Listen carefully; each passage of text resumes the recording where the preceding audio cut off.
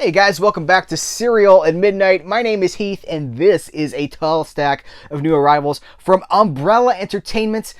Thanks so much to Umbrella for keeping me up to date on all of their latest releases. We're going to be unboxing these together. These are still in their shrink wrap. I'm always trying to think of the best ways to make this coverage as engaging and just feeling as fresh as it can when I do them month after month. And frankly, with the volume of titles that I'm receiving on a weekly basis, I think last week I got more than 30 titles that arrived in my mailbox. There's just no way to watch all that stuff and to check out all those features and listen to all those commentaries before I make these videos for you. So let's just have fun unboxing it. I'll tell you what I know about the movies. Remember, when you shop Umbrella's web store, to use code CAM15. That saves you 15% off your first order. Thanks to Umbrella. I hope that saves you guys some money. Let's kick it off with The Primevals. This is a Charles Band movie. The story for this movie is crazy. And again, this is still in its shrink wrap.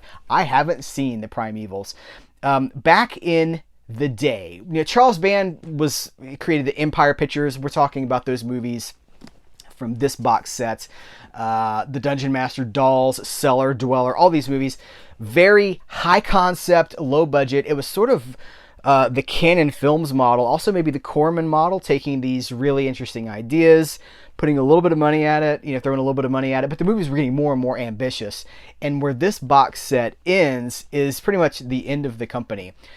Charles Band had bought a studio in Italy. I believe it was Dino De Laurentiis' studio. I've read his book, but it's been a while, so I'm a little rusty on some of these details. The Primevals was one of the movies that they were working on, and it was going to blend live action and stop motion in the style of Harryhausen, which, all these guys that worked on this grew up loving Harryhausen, Jason and the Argonauts and all that stuff. And this was supposed to be like the second coming of that for a new generation. And then basically the company got repossessed. The studio got repossessed by the bank, and it all went away. This movie is finally completed and back into, well, not back, but in circulation now. I haven't even looked to see what all is included here. I know that there are, I've talked to people that are working on things for maybe other releases for this. It's great that Primevals is now getting this huge push. Okay, so here is the front of this is beautiful. The front artwork. Here's the back. Freeze that and read all of that if you want to read it. Look at everything that it comes with. This is limited edition number 164 of 500. Howard S. Berger on the Primevals and Lost Films. Cannot wait to get to that. Hope to be talking to Howard Berger here soon. Dark Dreamers, Charles Band.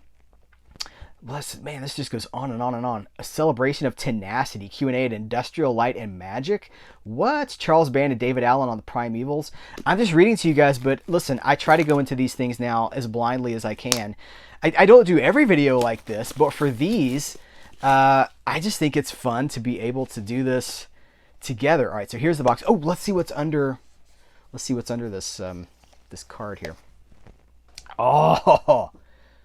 I sincerely hope that the poster here, it's got that artwork and other artwork. All right, let me put this.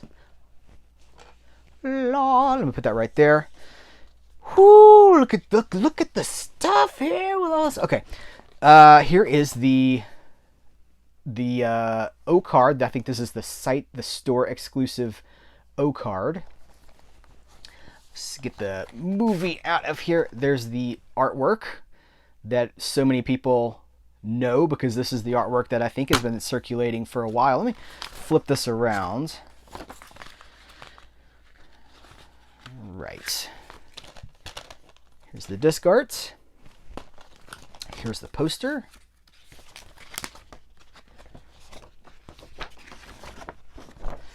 There's that. Oh, yeah. Oh, yeah, bro. There's this art. And you know what? Because we have so much ground to cover, let's just go ahead and dive into these other paper goodies and oddities. You know what? Here. Ooh, these are a different stock than the ones. This feels different. Okay.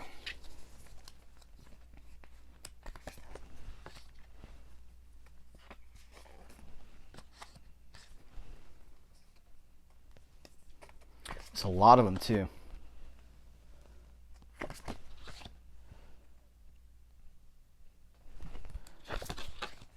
Ooh.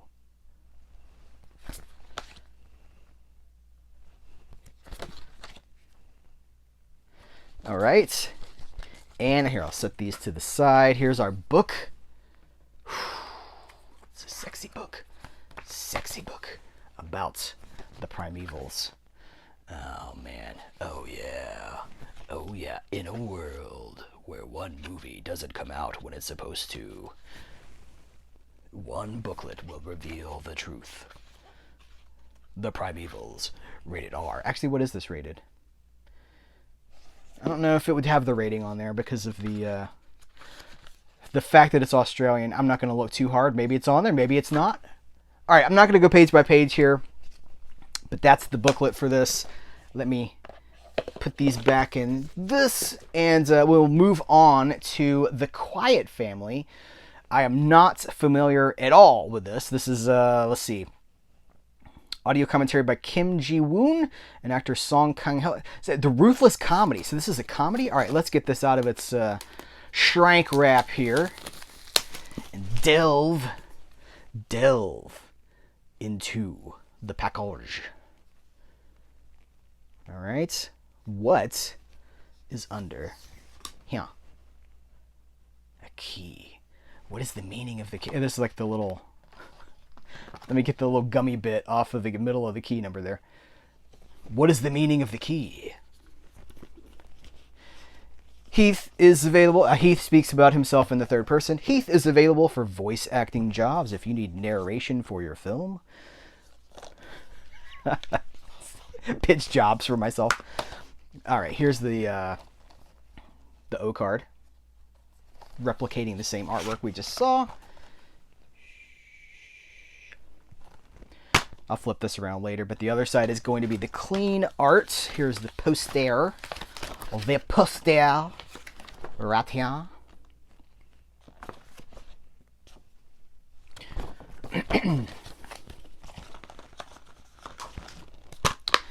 The little card just fell off the back of this. Get on there. What do we got here? We got audio commentary by the director. We got audio commentary by Pierce Condren and James Marsh. Interview with the producers and actors. Coming out short by director Ji-woo Kim. Making a featurette. Music video number 1. Music video number 2. That's a lot of stuff. Okay. We'll put this back in here. Do the cards.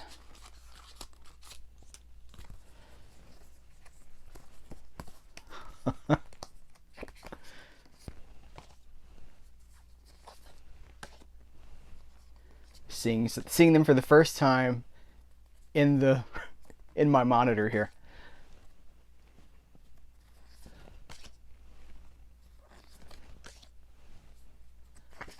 If you've seen this movie, let me know what you think about it. I'm always eager to... Oh, see, that was fast. If I could do them all that fast. I'm always eager to find out what you guys think about some of these movies that I haven't seen. Here's the thing. Australia in particular, and these movies are geared to the Australian market, but one of the reasons they send them to me is because there's a huge audience for this stuff outside of Australia, although Australia is one of my largest viewing audiences.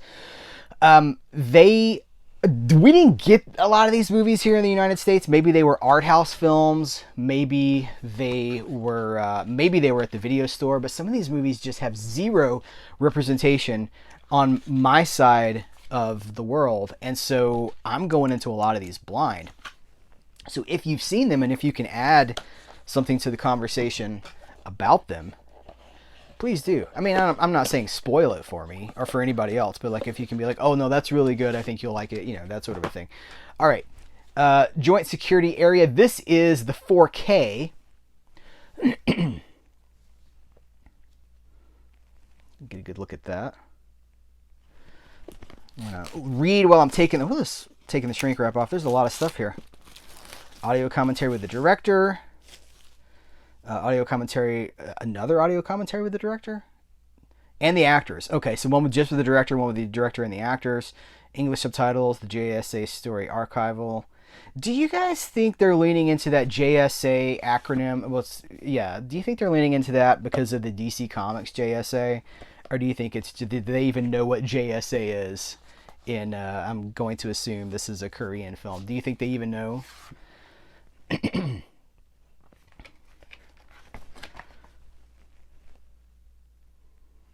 Because I hear JSA, I'm thinking about Hawkman, I'm thinking about Stargirl, I'm thinking about, you know, like the class, one of the earliest superhero teams that predates the Justice League. All right, I'm not going to read all of this to you guys. I will show you. Well, I've already showed you here. Freeze that. We have, oh, is this the poster? What is this? What is this? Here's the movie on 4K. And here's the movie on the Blu-ray. And I'm guessing we've got reversible art wrap. Yes, the reversible art wrap is the same, but without this ratings certificate here.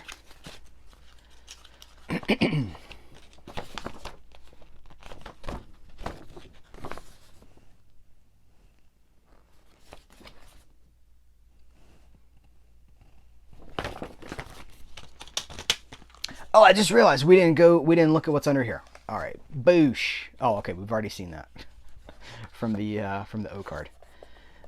Oh, what number was this? 179 of 1,000. Hold on. And what was The Quiet Family? It was of 1,000. Ooh, number 18. Hanger 18. Megadeth fans. All right, let's do these.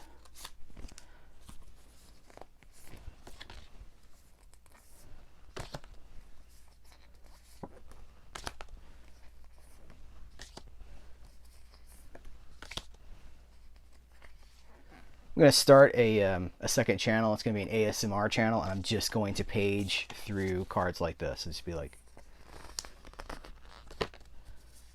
and then I can tap them.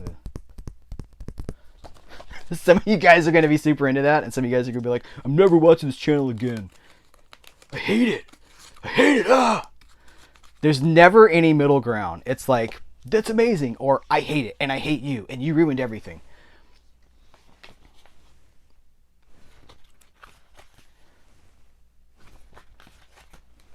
All right, cool. Put these back in here. And we are moving on to Love and Other Catastrophes. I have not seen this.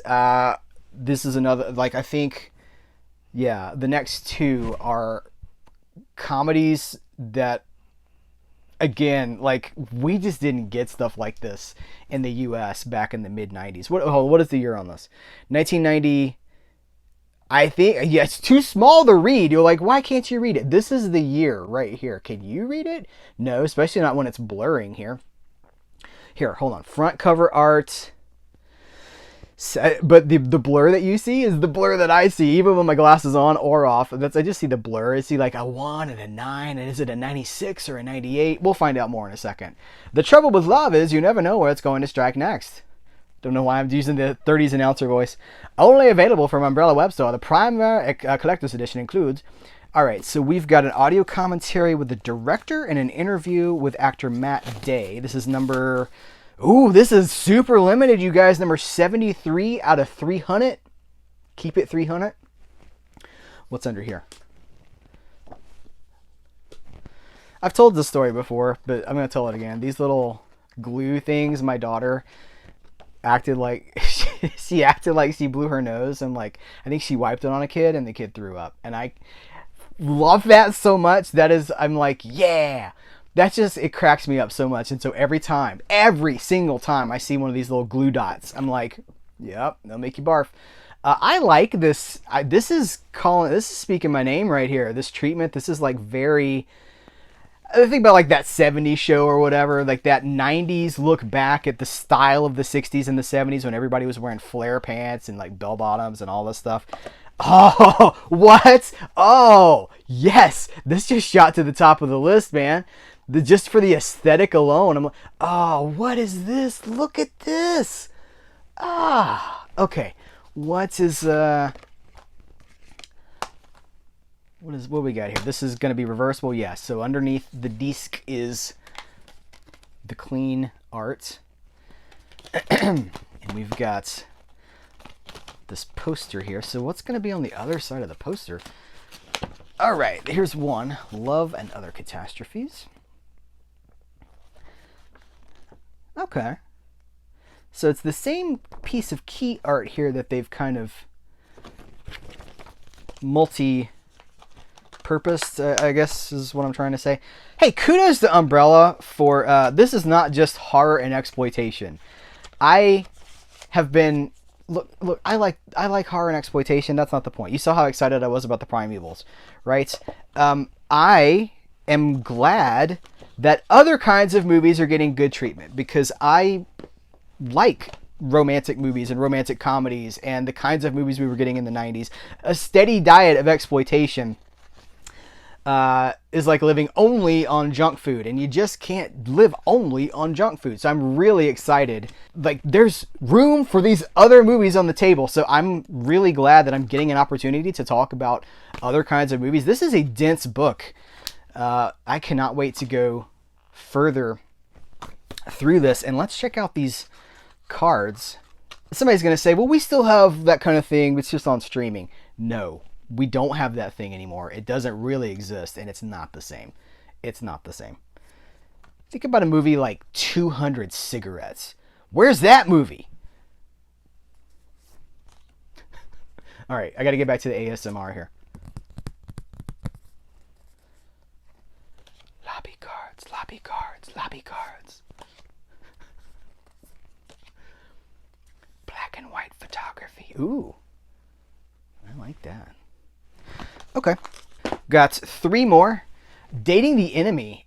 This is a movie I have not seen, but I do know a little bit about it. I believe this is a body swap comedy with Guy Pearce, future Memento actor. If you guys know Nolan's career and you don't know Memento, shame on you.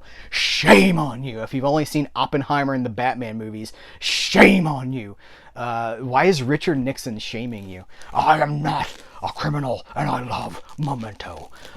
This is going to be interesting because, oh, here, let me do this without the shiny on it. Here, freeze that, and there's the little booger again. Put that right back on. What do we got here? Audio commentary by the director and the cinematographer. Interview with Matt Day. Hey, Matt Day again. 1996 Channel 7 feature interview with Megan Simpson-Huberman. Romantic TV trailer. What is that? Okay, put this right here. And Guy Pearce, incredibly versatile actor, who there's a lot of stuff here too. So, what's the? We never did find out the year for that other movie. This was even smaller. Look, what is that? Is it written anywhere else on here? No, I don't see it anywhere else. That is like microscopic. I used my $6 million $6 million man bionic eye. It's like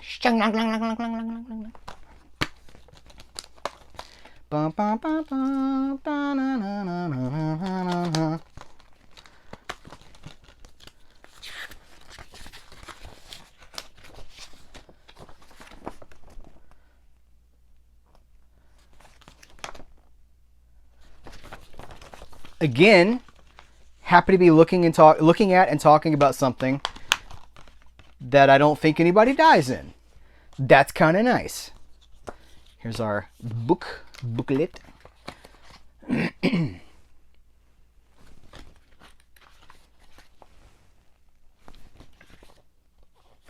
I could elaborate a little further on that comment, and I'm thinking about it, but I'm like, I don't know if I should. Everything I do seems to upset somebody. Everything I say seems to upset somebody. If you only watch horror, how are you learning? Yeah, body swap, guys. Body swap. How are you? I don't know. Like, we lock ourselves, like silo culture, right? We're locked in silos, and we only watch the things and hear about the things, and the piece of this art just fell right off the back of that. I'll get that later. How are we only, that's such a problem. And I'm really seeing it with new movies, because I'm talking so much about new movies now. I'm going to the theater every weekend. Oh, sexy, yeah. Sorry to the Aussies.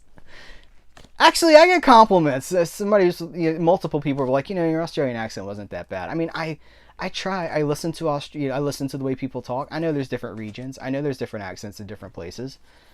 But it's fun, Just trying to have a laugh. Just trying to have a good time. When I watch new movies and I talk about them, first of all, I go to see these movies. I'm in the theater by myself. There's maybe 2 other people in there.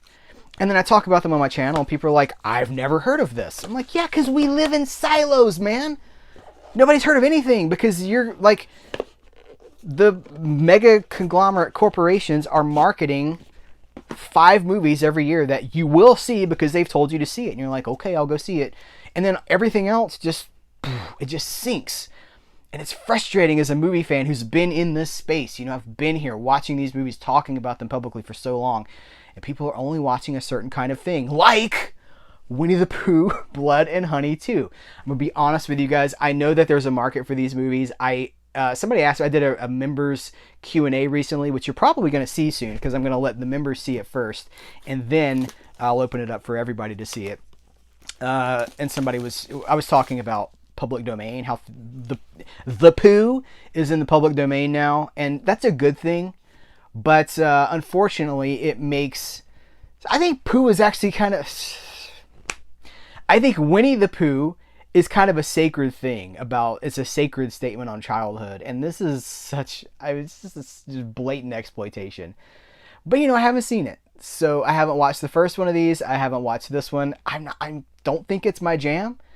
But I know a lot of you guys are going to be interested in this, and my goodness, this is the best treatment this is going to get anywhere in the world. Let me look at this. This looks like one of the novels, like one of the books from like 100 years ago. Was that, is it Edwardian? It's not Edwardian. What is like in the 1920s? Oh, hold on. Whoa.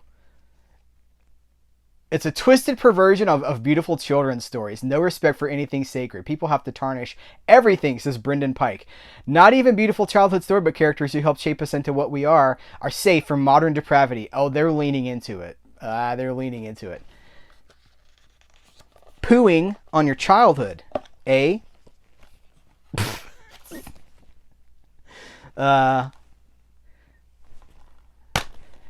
don't have anything to say. I really don't. Maybe I'll get a pull quote. Maybe they'll quote me on the cover of a future release of this. Pooh is sacred. Cereal at midnight.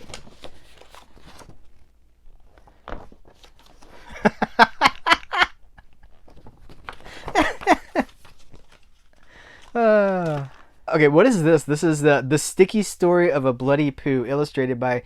Oh, I'm not going to attempt. I will probably butcher this name. Here's the name. And written by Xavier Smith. What is this? Is this a storybook? It is a storybook.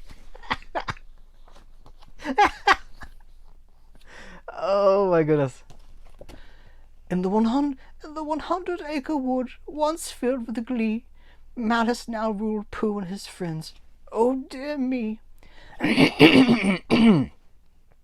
For vengeance and dominance, the animals strived. My voice is too fried to even do that well.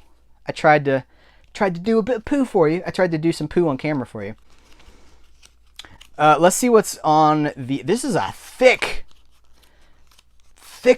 bundle of cards here. Can I... Okay, we're going to have to do these one at a time so I can proof these before I show them.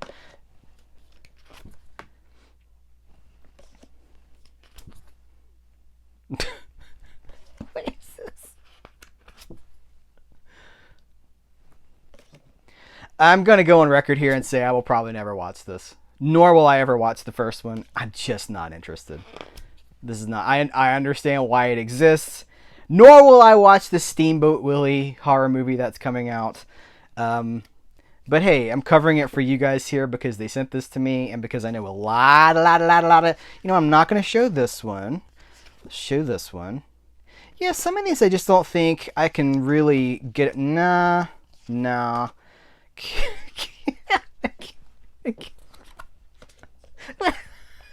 This is my new avatar on the internet. This is my new... When you see my face, this is the new one.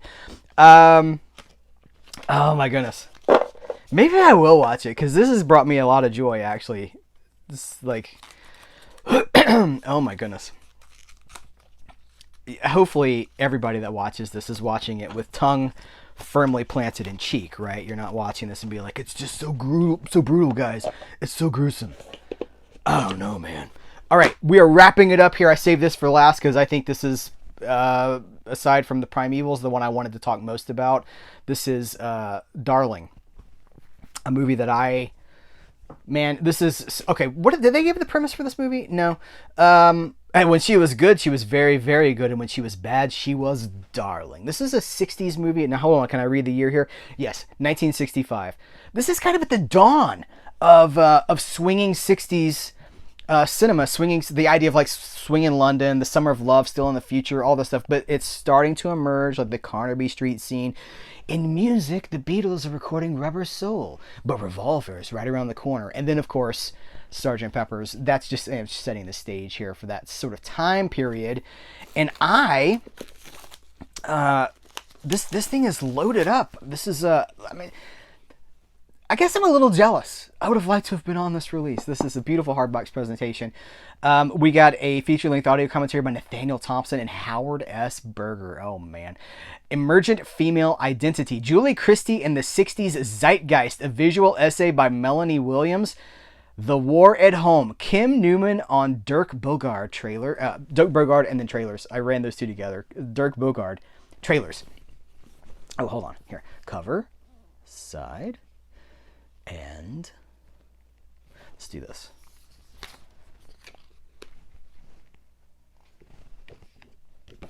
All right, let's see what we're dealing with in here. A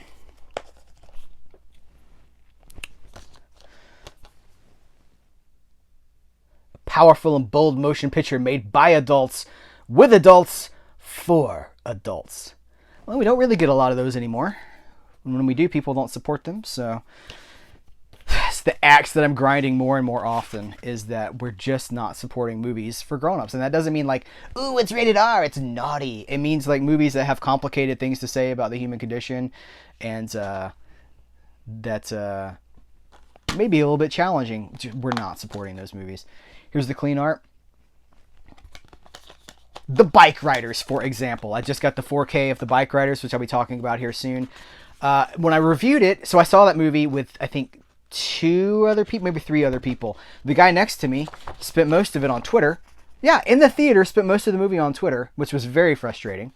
And I came home and reviewed it, and I think I was like, I don't love it, but I really like it a lot. The further we get into 2024, I'm like, you know what? That was a really good movie. That movie has a lot to say about just people, and it's good. And so let's talk about those, right? Let's dig into those. Here's the book. Where the Action Is, John Schlesinger's Darling and the Films of Swinging London. Yes! Who wrote this? Andrew Nettie. Oh, man. Well, I know it's going to be good.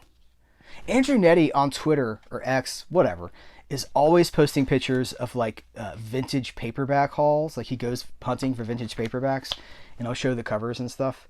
Oh, this is a good one. If you only know, I realize this movie, some of you guys probably don't even know it's been remade, that there's a Brendan Fraser version with Elizabeth Hurley. But the original, good stuff. Oh man, this is the release of this wave for me. This is the one that has risen to the top with all of this stuff. Oh, Walk on the Wild Side. Doop, doop, doop, doop, doop, doop. Okay, let's check out these cards, and then we will be on our merry way, and you will be on your way to the Umbrella store, to place your order and save 15% with code CAM15.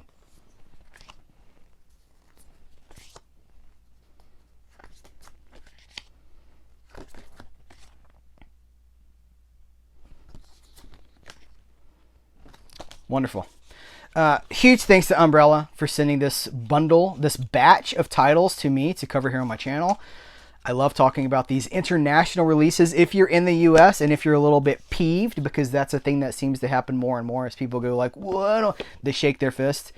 you don't have to buy this, and this isn't necessarily even intended for you if you're not in Australia, but it's so cool that the Australian boutique market is in the place that it can support releases like this, because it's the boutiques that are going to be keeping everything alive over the next 5 to 10 years. Beyond that, I don't know. But the boutiques, this is their time, and they are doing absolutely incredible work, not just in the United States, but globally. If you haven't seen my video about physical media in Australia with the people from Umbrella, please do check that video out. I'll link to it in the description here. A pleasure, as always. Guys, thank you so much. I appreciate you. Take care. Till next time, I will catch you later.